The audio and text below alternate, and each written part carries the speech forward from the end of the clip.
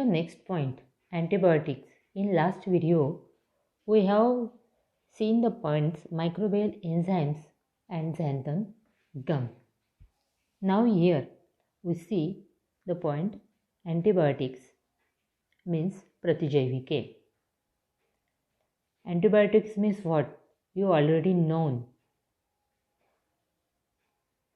Many diseases of human and other animals have been controlled due to antibiotics obtained from different types of bacteria and fungi. आता याच्यामध्ये human बिईंगला किंवा other ॲनिमल्सला होणारे जे काही diseases आहेत, काही आजार आहेत, ते कशाने कंट्रोल केले जातात, नियंत्रित केले जातात, तर बाय यूजिंग द अँटीबायोटिक्स, प्रतिजैविकांचा वापर करून ते कंट्रोल केले जातात. These antibiotics are obtain from the different types of bacteria and fungi. ही जी अँटीबायोटिक्स म्हणजे प्रतिजैविके आहेत, ही कशापासून प्रोड्यूस केली जातात, तर बॅक्टेरिया आणि फंगाय म्हणजे जीवाणू आणि बुरशी म्हणजे कवक यांच्यापासून ही तयार केली जातात. अँटीबायोटिक्स लाईक या ठिकाणी आता कोणकोणत्या प्रकारचे अँटीबायोटिक्स आहेत तुम्हाला विचारलं जाऊ शकतं. त्याच्यामध्ये पेनिसिलिन आहे, सिफॅलोस्पोरिन्स,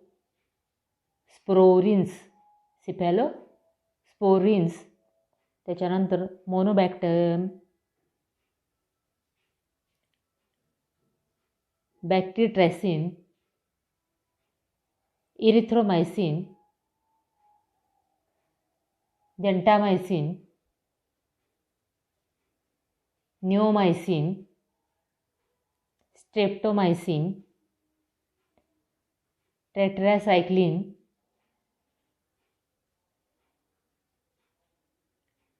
व्हॅकोमायसिन ETC.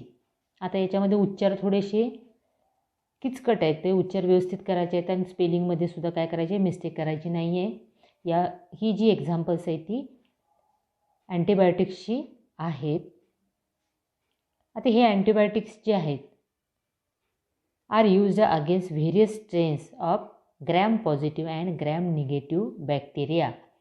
आता इत्यादी जी प्रतिजैविक सांगितली अँटीबायोटिक्स ही विविध प्रजातींच्या ग्रॅम पॉझिटिव्ह आणि ग्रॅम निगेटिव्ह जीवाणूंविरुद्ध वापरली जातात. आता जीवाणूंचे ही जे स्ट्रेन्स आहेत काही जीवाणूंची, मग त्याच्यामध्ये जे जीवाणूचे स्ट्रेन्स आहेत ते ग्रॅम पॉझिटिव्ह आणि ग्रॅम निगेटिव्ह अशा प्रकारचे आहेत बॅक्टेरियाचे. त्यांच्या विरुद्ध ही जी अँटीबायोटिक्स आहेत हे अँटीबायोटिक्स त्याच्यामध्ये वापरली जातात. फॉर एक्झाम्पल या ठिकाणी दिले, हे देखील परीक्षेला आपल्याला विचारलं जाऊ शकतं. Antibiotic rifamycin is effective against tuberculosis. आता या ठिकाणी वरती दिलेलं नावापेक्षा थोडंसं वेगळं दिलेलं आहे या ठिकाणी नाव.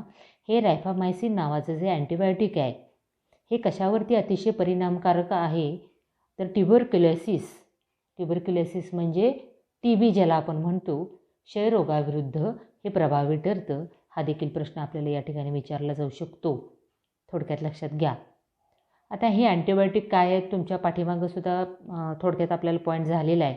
आणि अँटीबायोटिक्स खाल्ल्यामुळं काय परिणाम आपल्या शरीरावरती होतात हे देखील आपण बघितलं. त्याचबरोबर कन्झम्पशन अँटीबायोटिक्स करण्यापूर्वी म्हणजे अँटीबायोटिक खाण्यापूर्वी कोणती प्रिकॉशन आपण घेतली पाहिजे, तर मेडिकल प्रिस्क्रिप्शन आपल्याकडे असणं आवश्यक आहे. म्हणजे डॉक्टरांच्या सल्ल्याशिवाय आपण ते खाणं अयोग्य आहे.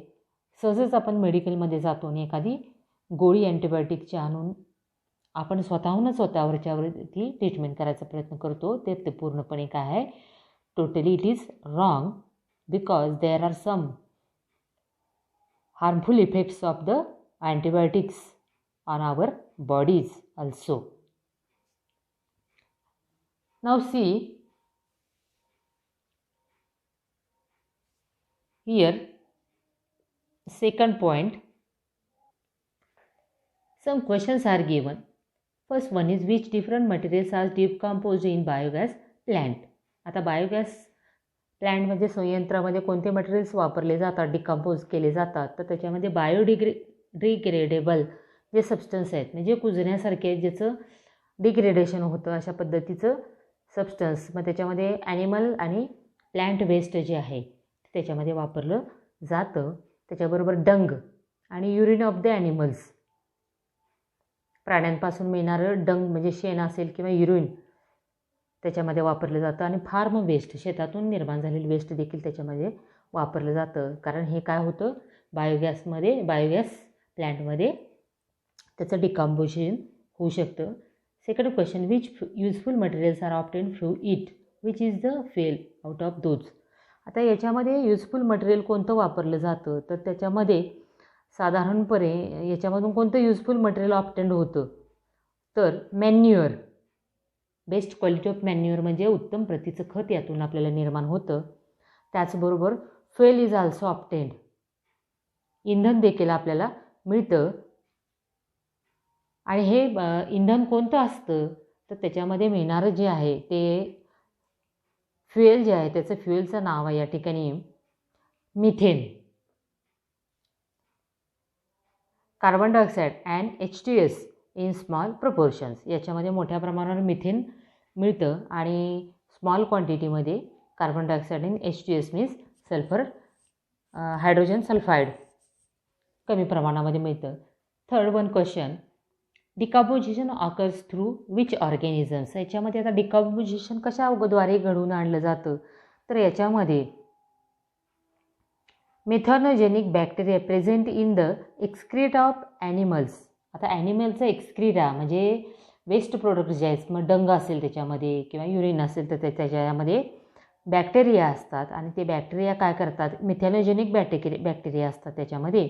आणि ते काय करतात, हे वेस्ट मॅटर जे त्या प्लॅन्टमध्ये आपण टाकलेलं आहे बायोगॅस प्लॅन्टमध्ये, त्याच्यामध्ये वेस्ट मॅटर जे आहे ते त्याचं डिकम्पोजिशन या ठिकाणी घडवून आणतात. आता या ठिकाणी पुढचा पॉईंट आपल्याला बघायचा आहे, साहजिकच त्याच्याशी संदर्भात असणारा असाच पॉईंट आपण पाहणार आहोत या ठिकाणी. मायक्रोब्स अँड फ्युएल्स, सूक्ष्मजीव आणि इंधन. आता या ठिकाणी पहिला पॉईंट आपल्याला बघायचा आहे, gaseous fuels. Methane can be obtained by microbial anaerobic decomposition of urban agricultural and industrial waste. आता याच्यामध्ये गॅसियस फ्युएल ऑब्टेन केलं जातं, वायुरूप स्वरूपातून फ्युएल, त्याचं नाव आहे मिथेन. हे कशापासून ऑब्टेन केलं जातं, तर microbial anaerobic decomposition of urban agriculture and industrial waste. याच्यामध्ये अर्बन ॲग्रिकल्चरल आणि इंडस्ट्रियल वेस्ट जे आहे, आता याच्यामध्ये शेतकी, नागरी आणि याच्यामध्ये इंडस्ट्रियल औद्योगिक जो कचरा निर्माण होतो त्या कचऱ्याचं काय केलं जातं, सूक्ष्मजैविक विनॉक्सी अपघटन, मायक्रोबियल ॲनएरोबिक डिकम्पोजिशन म्हणजे सूक्ष्मजैविक विनॉक्सी अपघटन घडवून आणलं जातं या ठिकाणी आणि मिथेन हे फ्युएल तयार केलं जातं. त्याच्यानंतर दुसरं आहे ethanol and alcohol is a clean smokeless fuel obtained during fermentation of molasses by the yeast saccharomyces. दुसरं जे फ्युएल आहे ते फ्युएल आहे इथेनॉल नावाचं. हे इथेनॉल म्हणजेच काय तर अल्कोहोल आहे आणि हे कसं आहे तर क्लीन म्हणजे स्मोकलेस आहे, स्वच्छ असं आहे, स्वच्छ फ्युएल ओळखलं जातं, क्लीन फ्युएल म्हणून ओळखलं जातं. म्हणजे त्याच्यातून ज्वलनातून त्याच्या बर्निंगमधून स्मोक निघत नाही, धूर निघत नाही, स्मोकलेस आहे ते. आता हे कसं तयार होतं तर during the fermentation process of molasses. याच्यामध्ये मळीवरती ज्यावेळेला किण्वन क्रिया, ऊसाच्या मळीचं किण्वन होतं, फर्मेंटेशन होतं बाय द ईस्ट सॅक्रोमायसिस, त्याच्यामध्ये ईस्ट वापरलं जातं. सॅक्रोमायसिस म्हणजेच होतं थोडक्यात या ठिकाणी सुद्धा मायक्रोब्स वापरून हे फ्युएल इथं मिळवलं जातं. इथेनॉल वरती आपण बघितलं, मिथेन मिळवलं जातं. आणि तिसरं आहे hydrogen gas is considered to be fuel of future. आणि अलीकडच्या काळामध्ये भविष्यातलं इंधन फ्युचर ऑफ फ्युएल म्हणून कुणाला बघितलं जातं, कन्सिडर केलं जातं, तर हायड्रोजन गॅसला देखील हे फ्युएल आपण समजतो. Hydrogen gas is released during the biophotolysis of water in which bacteria perform the photo reduction. आता याच्यामध्ये पाण्याचे जैविक प्रकाश अपघटन या प्रक्रियेत जीवाणू प्रकाशीय क्षपन म्हणजे फोटो रिडक्शन करतात आणि हायड्रोजन यातून काय केलं जातं, हायड्रोजन गॅस जो आहे तो यातून काय केलं जातं, मुक्त केला जातो म्हणजे फ्री केला जातो. आणि अशा पद्धतीनं हा तयार झालेला हायड्रोजन गॅस आहे तो आपण फ्युचरमधलं फ्युएल म्हणून त्याच्याकडं काय करतो, बघतो. अशा पद्धतीनं आपण ही 3 फ्युएल्स बघितली, मिथेन, इथेनॉल, हायड्रोजन गॅस. ही जी आहेत ही आपल्याला कशापासून मिळतात तर या ठिकाणी साधारणपणे मायक्रोब्सपासून ही निर्माण होत असतात या ठिकाणी. त्याच्याबरोबर आता सिमिलर टू फ्युएल्स, आता ह्या इंधनाच्या बरोबरच various industrial chemicals also produced through the microbial processes. याच्यामध्ये विविध प्रकारची इंडस्ट्रियल केमिकल्स, औद्योगिक रसायनं जी आहेत they also produced through the microbial processes, सूक्ष्मजीवांच्या प्रक्रियेतून तयार केली जातात. फॉर एक्झाम्पल, कोणती इंडस्ट्रियल केमिकल्स आहेत त्याच्यामध्ये औद्योगिक रसायनं आहेत तर व्हेरियस अल्कोहोल्स, ॲसिटोन आहे, ऑर्गॅनिक ॲसिड्स आहेत, फॅटी ॲसिड्स आहेत, पॉलिसॅकराइड्स आहेत, that are useful as raw materials in chemical industry. आणि ही जी मटेरियल्स आहेत industrial chemical materials he useful as a raw material in chemical industry. या मटेरियलचा वापर रॉ मटेरियल, कच्चा माल म्हणून केमिकल इंडस्ट्रीमध्ये, रसायन उद्योगामध्ये केला जातो. Some of these are useful as raw materials for plastic and food products.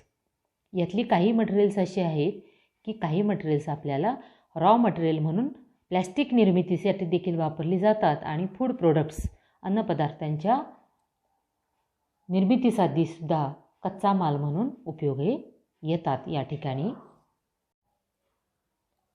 See the next point, biofuel, जैव इंधन. आता यामध्ये biofuel is important among the renewable source of good energy.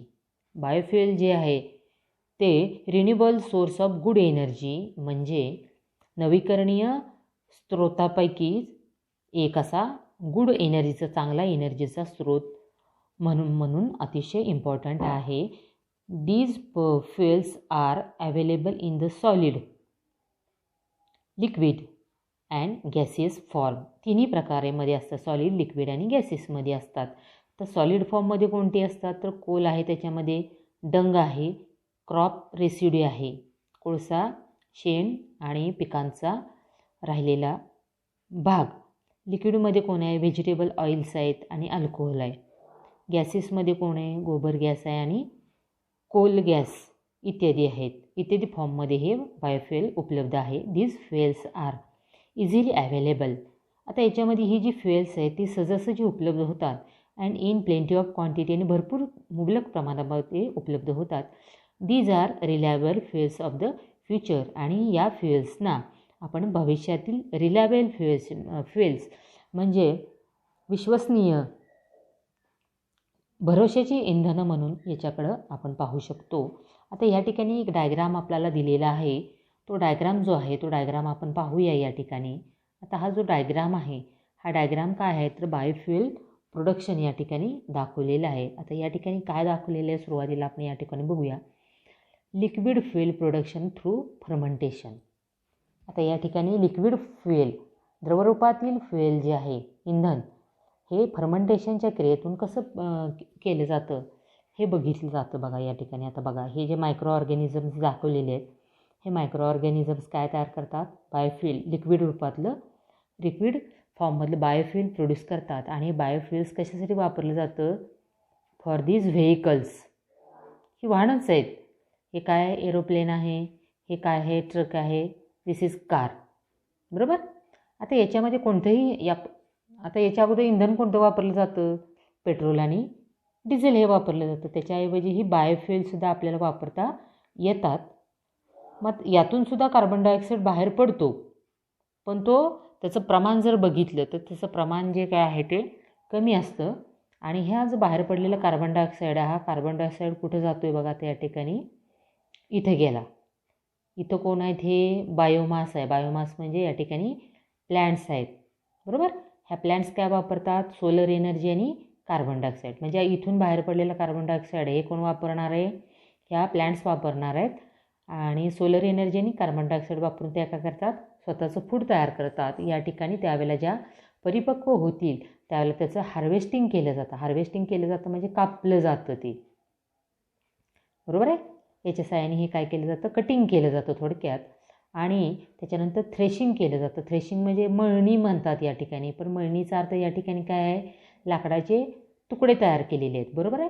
हे वूडमध्ये काय असतं? तर या वूडमध्ये सेल्युलोज हा कॉम्पोनंट असतो. सेल्युलोज नावाचा कॉम्पोनंट म्हणजे एक प्रकारचे फायबर्स आहेत. आणि हे सेल्युलोज आता या ठिकाणी काय दाखवलेलं आहे बघा? Conversion of cellulose to glucose. या ठिकाणी ह्या सेल्युलोजचं कन्व्हर्जन कशामध्ये केलं जातं? इथं शुगरमध्ये केलं जातं. आणि ही शुगर जी आहे या ठिकाणी कोण वापरतं? तर हे मायक्रो ऑर्गॅनिझम्स वापरतात. अशा पद्धतीने ही एक प्रकारची थोडक्यात सायकल या ठिकाणी दिलेली आहे. See next point here, microbial pollution control. आता पोल्युशन कंट्रोल करण्यासाठी, नियंत्रण प्रदूषणाचं करण्यासाठी सुद्धा सूक्ष्मजीवांची मदत आपल्याला घेता येते. Solid waste, sewage and various pollutants are ever increasing with increase in pollution. आता याच्यामध्ये